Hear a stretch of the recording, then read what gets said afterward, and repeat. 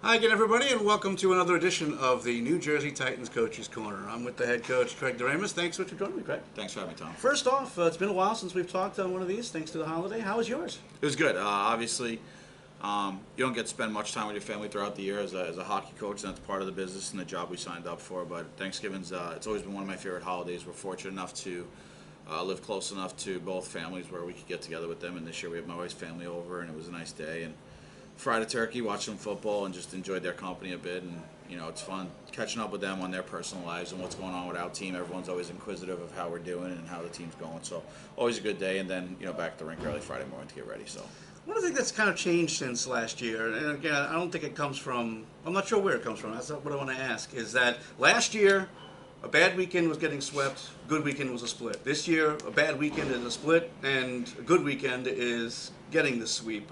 What has changed, if anything?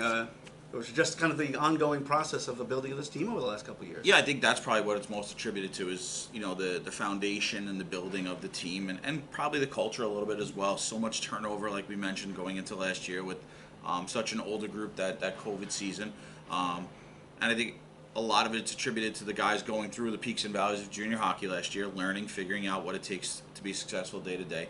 A lot of that core group coming back this year. Them knowing what it takes to win and be successful day to day, week to week, and then also I think their motivation from having not the end outcome that they wanted last year and being more goal driven and prepared, and I think that's helped inspire and teach the younger guys, the newer faces this year, and I think the culture right now and the standard of excellence they have for it attributes that. And it's funny, we had talked about it, you and I actually spoke to the team about it last week during pregame about the different mindset where we've changed, and I mentioned the line that you had mentioned to me about how things have changed in the expectation level, and I think it's something they're buying into and embracing. And obviously, the last week and the results speak for themselves. Well, this past weekend, after two splits against the Rebels and hat tricks, you return home for a two-game set against Maine. A team that's had a bit of a tough go this year after winning the division last year. I would imagine part of the conversation heading into that weekend was don't look past them, don't look at their record, just go out and do what we have to do. Yeah, I think for us it was more about getting back on track is really what we focused on. We had thought we took our foot off the gas there a little bit going into the Thanksgiving truncated weekend with the 4 days off for our players. It was something they hadn't had in quite some time. So, for us it was more about getting back on track. We try not to speak too much about the opponent, especially early in the preparation week. We want to be more about ourselves and how hard we're pushing each other and raising our standards and our compete level. So for us, it wasn't so much about Maine as the week went on. We talked a little bit about it, and we've talked about it. They are the team that ended our season last year, and that should be a little bit extra motivation. And we know we had a successful first weekend against them here, so we figured they were going to come back hungry. Obviously, they recently went through a coaching change, and we wanted to make sure that we were prepared for that. And I thought the guys did a really good job of responding in different ways, in different time periods throughout the weekend. Both games are. I know they end similar, but there's different makeups to each victory over the weekend. I thought our guys handled the adverse situations and the challenges throughout pretty well. I was proud of them. Game 1 Friday, a 7-3 win. 2 goal performances from Levente Karasesh and Brendan Dumas. 33 saves from Andrew Takis. Game 2, an 8-2 win. Another 36 saves from Takis. 2 goals from Stephen Willey that led the way. The common thread throughout the weekend was quick starts every single period. I mean, it just felt like, again, of the 6 periods played, you probably scored in 5 of them within the first couple of minutes. And again, you just had some serious jump. Is that something that's talked about? Get out there, get to a strong start? Yes, absolutely. It's something we talk about going into each game, into each period. It's something we overemphasize in the dressing room prior to taking the ice every time.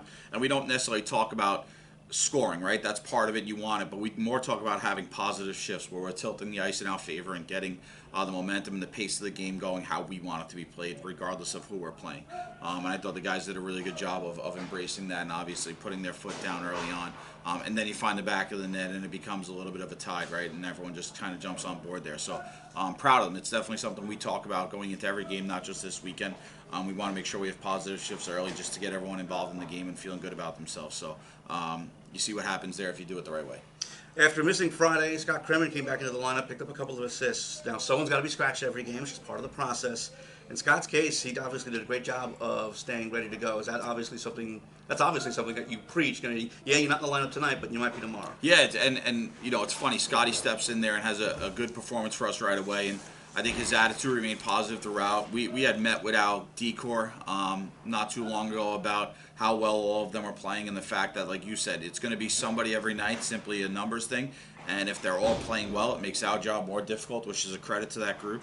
And it might be something, a small detail where they come out, or it just might be keeping guys fresh as well, and kind of keeping everybody engaged. And I think different situations throughout the past few weeks have come in where guys have had to sit, and maybe not even rightfully so based on performance, just in terms of keeping everybody engaged and part of it and having some ownership in the team. And like you said, Scott jumps back into the lineup. I think he had sat 3 straight at that point, and he jumps right back in and has a really strong performance for us. Scott's an important part of the team. I had addressed Scotty a couple weeks ago about how important he is to the team, and how much I see the guys gravitate and respect him in the dressing room. I think he's a really critical part of the room. So for him to step in and kind of not miss a beat and contribute offensively, I think is a credit to him, and quite frankly, a credit to the depth of the lineup right now. It seems to be a next man up type mentality where the next person up, whoever gets the opportunity that night, takes advantage of it. And I think that's the indication of a good deep hockey team. Now, heading into each of the third periods on both of those days, I did notice, again, you had fairly significant leads. Now, was there a conversation of, all right, let's hold them defensively? Because as we all know, offense wins games, but defense wins championships. And obviously, the goal of this New Jersey Titans squad is to win the Robbie. Yeah, I think it's something where you have that competitive balance, right? You want to make sure that you're playing sound defensively and managing pucks. But at the same time, I joke with my coaches all the time, the best defense is when you're playing offense. That's when you have the puck and you're 200 feet from your net, per se. And so it's a balance we take. So I think at times if you go into a defensive mindset, you become somewhat of a beta mentality, and they attack you all period long, and you're just hanging on there and chipping pucks out. For us, we want to make sure that we have possession of the pucks, maintain it, keep on the attack, but make sound decisions with the puck and with our shift lengths, and managing different situations on the ice. So it's definitely a balance that we work on with those guys day to day in terms of teaching and valuing of pucks and managing of games. And I think the guys, for the most part, have done a really good job responding to it. And like you said, if you could build from that third period out, I think that's going to give you a chance to win more often than not. Big weekend for Anthony Mollica. He's named East Division Star of the Week. 2 goals, 3 assists, and a +5 over the weekend. In addition to his point gathering, he seems to be such a calming presence for the defense.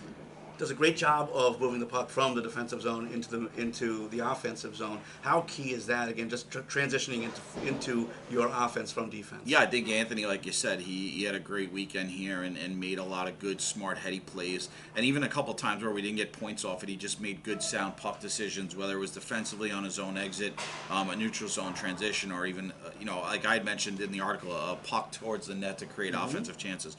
Anytime these kids can get rewarded with points, it's so valuable. Until you're around the kids every day, you don't see how much pressure they put on themselves to produce and be part of not only their own personal success and accolades, but part of the winning formula here.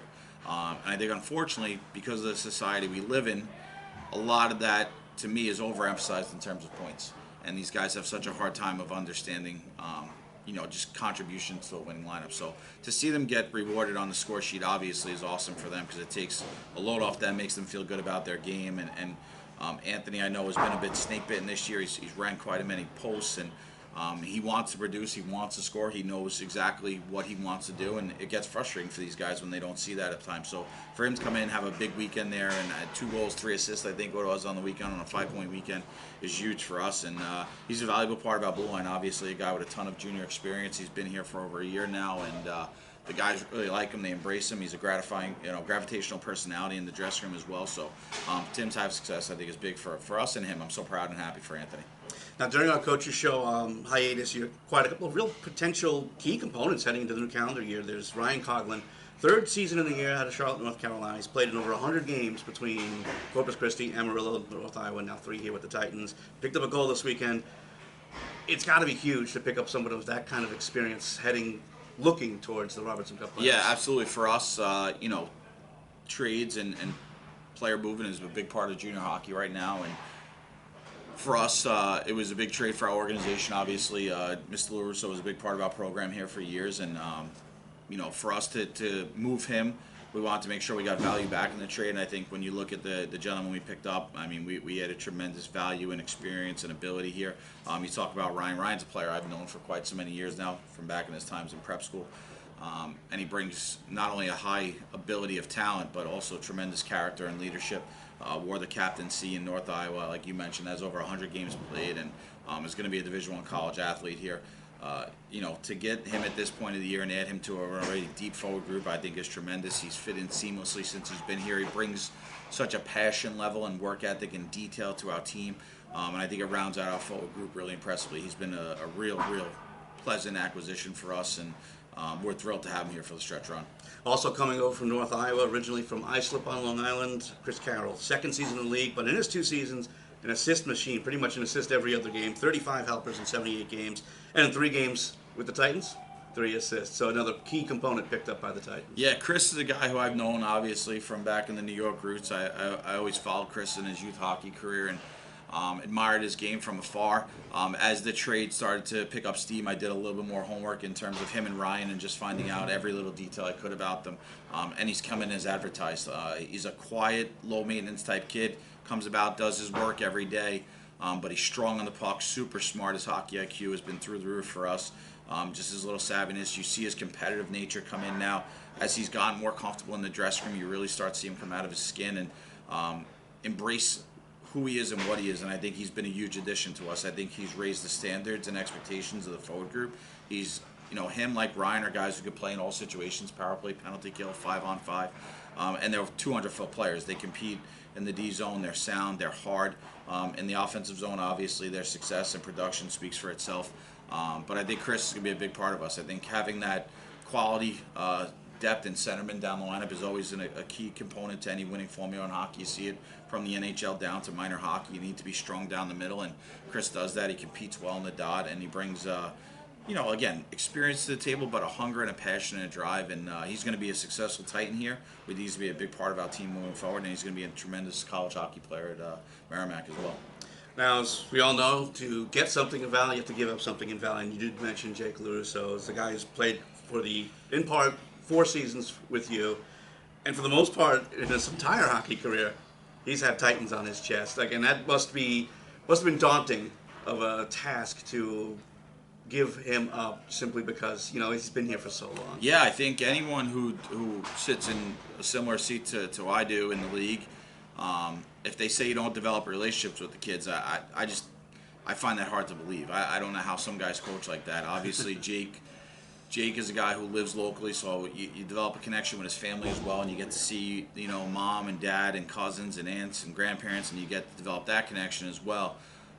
So it's different. It's not just the run-of-the-mill type thing, and like you said, Jake's a long-time Titan here. He has connections throughout the minor hockey program, and his youth career was, like you mentioned, basically wore a Titan jersey every day of his life.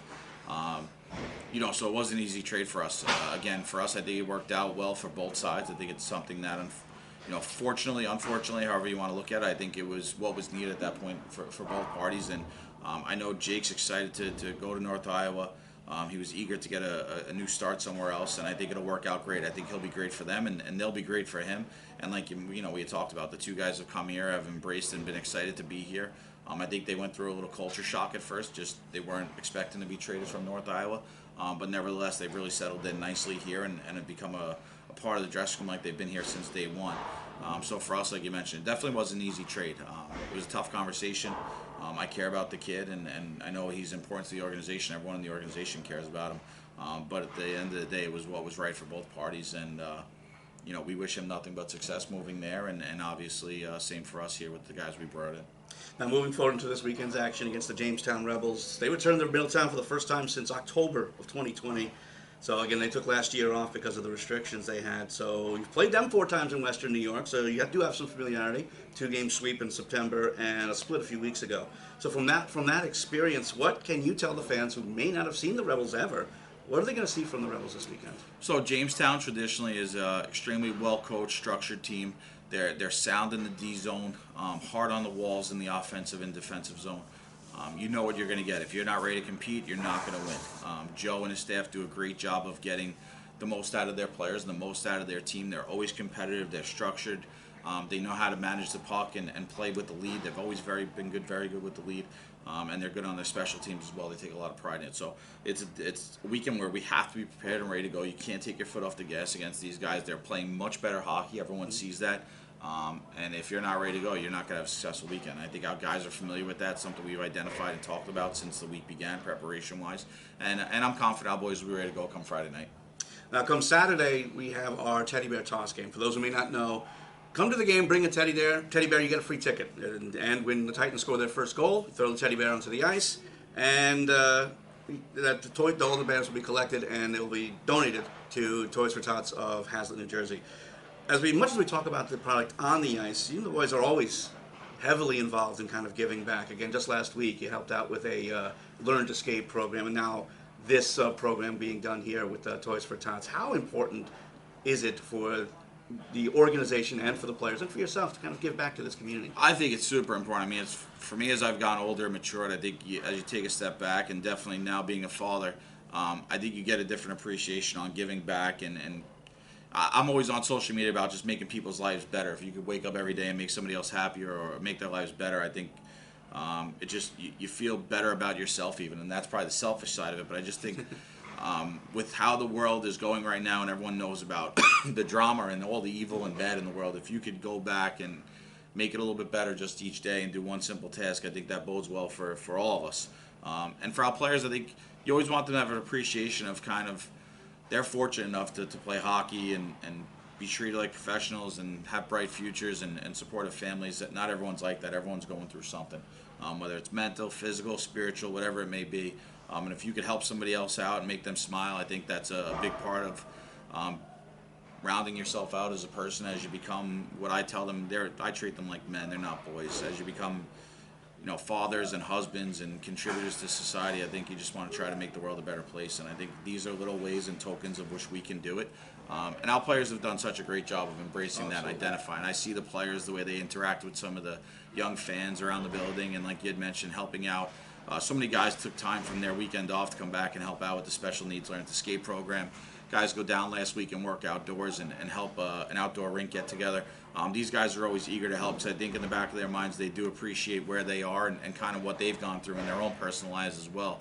And it's been special. And I've always said it, I don't think it's coincidental. Hockey players, for me growing up, being around the sport, always seem to be the most kind human beings. They just get it. I don't know how another way to put it. They just get it. They always seem to do the right thing and care about people, and they have big hearts, and I think that's why they're so successful in hockey and ultimately in life.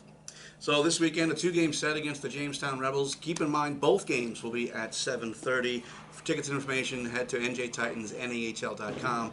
And if you can't make it to the game, we'll have you covered on Hockey TV. Craig, thanks so much for taking the time, and best of luck this weekend. Thanks, Tom. I appreciate it. Look forward to seeing everybody this weekend.